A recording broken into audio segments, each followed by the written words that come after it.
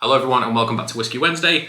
Had a little 2-week break, was sunning myself in Corfu with my girlfriend, but now we're back and I have a limitless amount of stock to talk about, so it's going to be a very entertaining couple of weeks. Most of the whiskies I've bought, but some have actually been given to me by friends to sample and review, which is quite nice.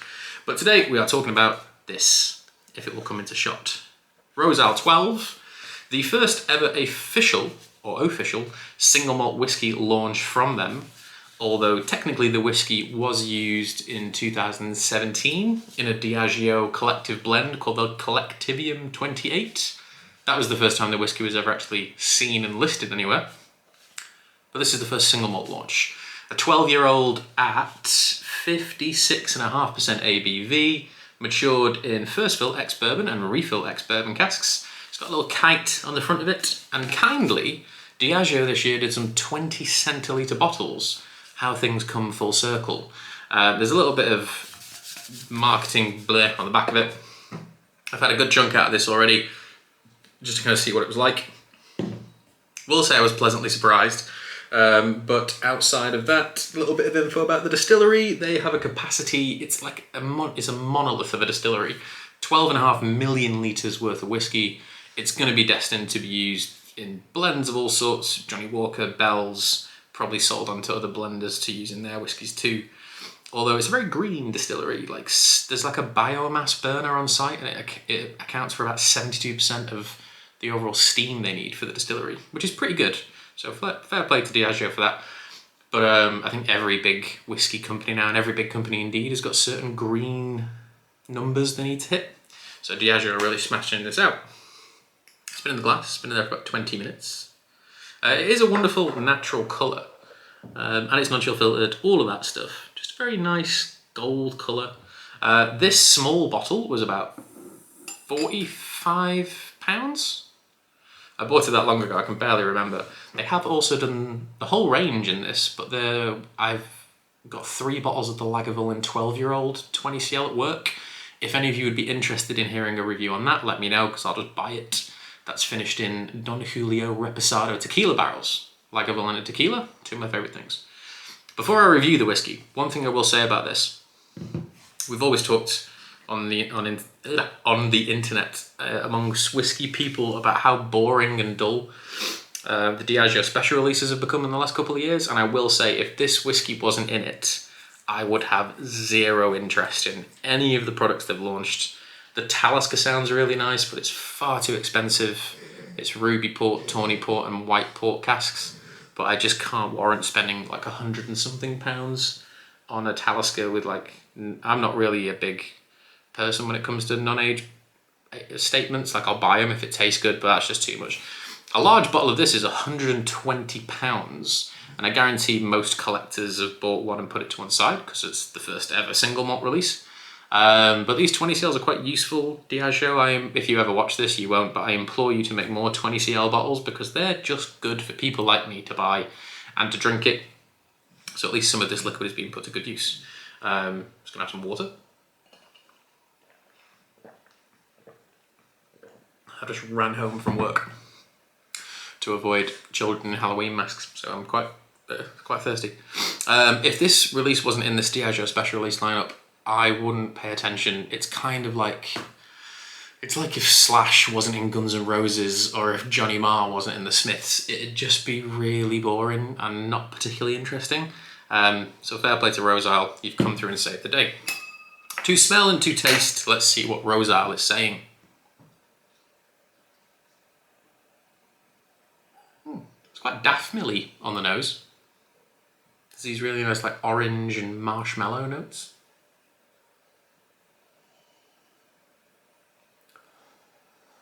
Loads of lemon zest.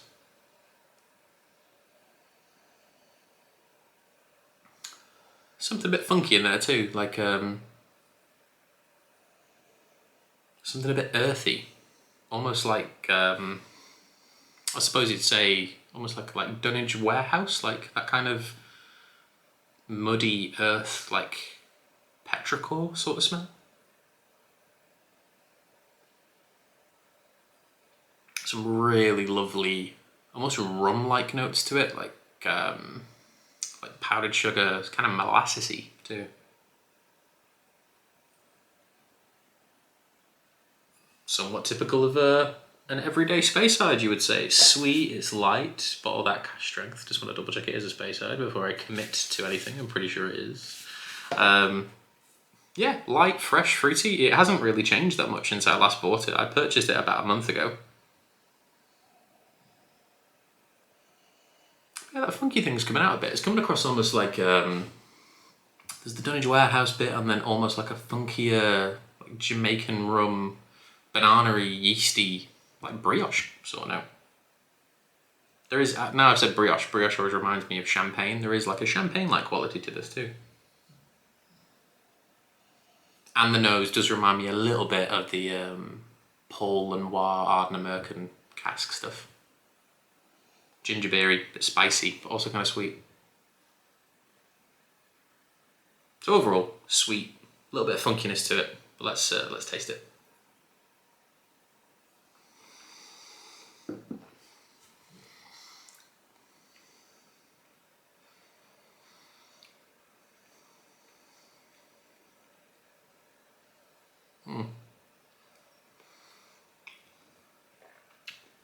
Initial burst is fresh fruit. And it's that typical lemon, lime, kiwi, like tropical citrus, really intermingling with each other. This is my first whiskey of the day. It turns from really sweet into very dry very quickly. Although I imagine that won't be there at the second sip. The finish is so yeasty. Like, it's almost beer-like. I'm not a massive beer drinker, but there are some very yeasty, lagery top notes to this. Right at the finish, it's almost bready. Like, it's the kind of finish that you expect from rye whiskey almost, or bourbon. I mean, it is bourbon casks. Really long and rolling and yeah, just bready. Kiru, I hope I'm pronouncing that correctly, the Finnish whiskey, or Kiru. They have a whiskey shop exclusive Moscatel cask. This is very much like this. It starts off really sweet and sticky and fruity, and then it turns into this bready, spicy, rye sort of style. And further drying. An extremely long finish for a 12-year-old whiskey. I've been talking to you for about a minute now, and it's still kind of moving all around my mouth. Let's see if that replicates on try 2.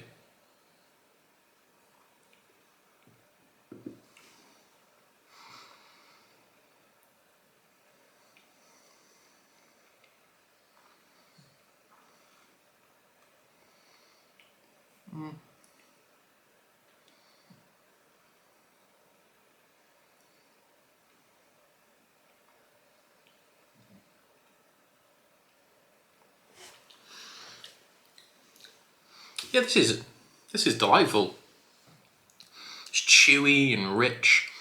Like on the second sip, the texture of the thing is pretty phenomenal for a 12-year-old whiskey.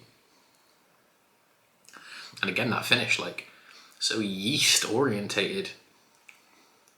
It's like caraway and rye bread, sourdough. It's got all that stuff going on for it. The sweetness just goes. Like, there is no sweetness in the finish at all. Something controversial that I'm going to say. This reminds me of well, it doesn't remind me because I've never tried it, but this is what I think unpeated Ardbeg would taste like. Savoury, chewy, but without being peated. That's fun, that's interesting. I'm going to absolutely drain the last bit of this off. And calm down from my run home. Children in Halloween masks everywhere. Wonderful whiskey, full-size bottles, a really annoying price point. Taste-wise though, very fun, very interesting. It's got some very typical stuff going on the nose, but a very, very contrasting middle and finish to it. I didn't taste much on the palate. It's just almost like an in-between of those citrusy things as it moves into the yeasty, caraway, more savoury side of it. But texturally, this thing is nuts. Like, it is everywhere. Like, I can still feel it. It's clenching, like it's on my teeth, you know? Maybe the sip of water before I might have actually helped that a little bit. But, yeah, fair play. If they do bring out any more releases in these small bottles, I'll absolutely be all over them. Not too fussed if they put it in sherry or port. I'd be really intrigued to try older whiskey in these barrels and just see what it does. Score-wise though, very tasty whiskey. If you can find it in a 20cl, it's an absolute steal for what I think a fun 20cl should be, and 20cls should be special releases, fun things, just to give you an idea of what they're like. Overall, I think I'm going to give it an 8.5. Very, very tasty whiskey. If you have had the opportunity to try it, and going through social media, I've seen a few people already empty full-size bottles on Instagram and Twitter. I know it's called X, but I'll always call it Twitter. So a lot of it has been drank, which is nice, or what I've seen from the whiskey community has been drank. But yeah, overall, an 8.5 out of 10. A very fun, tasty whiskey. A very intriguing first malt release from RoseIsle. But yes, thank you all for watching, and I'll see you next week. Cheers.